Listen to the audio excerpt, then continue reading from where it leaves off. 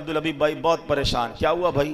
بڑی دعاؤں سے شادی کی، شادی کے بعد گھر میں جھگڑے اتنے، ماں کو بیوی پسند نہیں، بیوی کو ماں پسند نہیں، ماں کو سمجھاؤ تو بیوی ناراض، بیوی کو سمجھاؤ تو ماں ناراض. میں تو پریشان ہو گیا شادی کر کے، میں ختم کر رہا ہوں، طلاق دے رہا ہوں. تو میں نارملی نوجوانوں کو جو سمجھاتا ہوں آج لائیو سمجھا دیتا ہوں، شاید کسی کا گھر بچ جائے.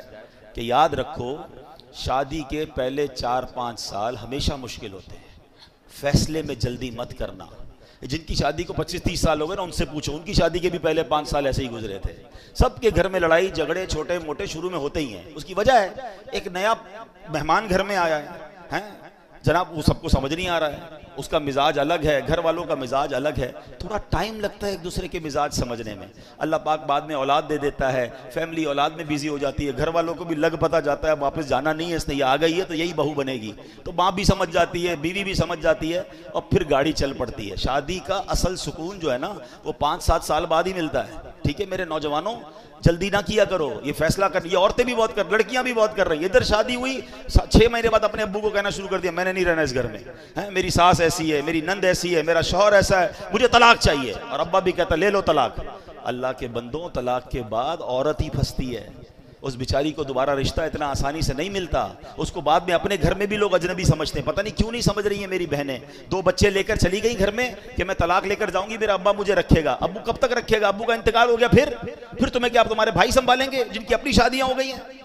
اتنی جلدی کر رہے ہیں لوگ طلاق میں، اتنا جلدی فیصلہ، ٹائم لگتا ہے. یہ رشتہ 2-4 سال کا نہیں ہے، یہ زندگی بھر کا رشتہ ہے. اللہ کرے یہ جنتوں تک کا رشتہ بن جائے. ہر وقت فیصلہ کرنا ہے کہ ابھی ختم کرو، ابھی فیصلہ کرو، ابھی طلاق دو. یہ مرد، اللہ کا بہت بڑا احسان ہے کہ یہ طلاق کا حق مرد کے ہاتھ میں ہے. اگر یہ عورت کے ہاتھ میں ہوتا نا تو ہر دوسرے بندے کی طلاق ہو چکی ہوتی. ان کا تو کام ہی ہے یہ فیصلہ کرنا.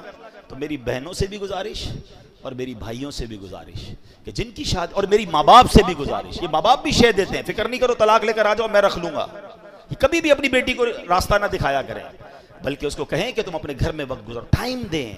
کچھ وقت لگتا ہے، اللہ کی رحمت سے انڈرسٹینڈنگ بھی ہو جائے گی اور اگلی زندگی بڑی خوشگوار اور پیار والی گزرے گی. اور مجھے آ کر کہا کئی لوگوں نے کہ آپ نے مشورہ دیا، میں تو طلاق کا فیصلہ کر چکا تھا، مگر اب الحمدللہ کچھ عرصے بعد میری فیملی میں سب میں انڈرسٹینڈنگ ہو گئی، میں بہت خوشی والی لائف گزار رہا ہوں. یہ قرآن کہتا ہے کہ تمہارے لیے ہو سکتا ہے کوئی اور بھلائی رکھی ہو.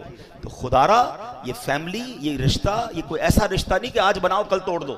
اس کو چلائیں، اس کو وقت دیں. اللہ نے آگے بھلائی رکھی ہوگی، اللہ نے آگے خیر رکھی ہوگی.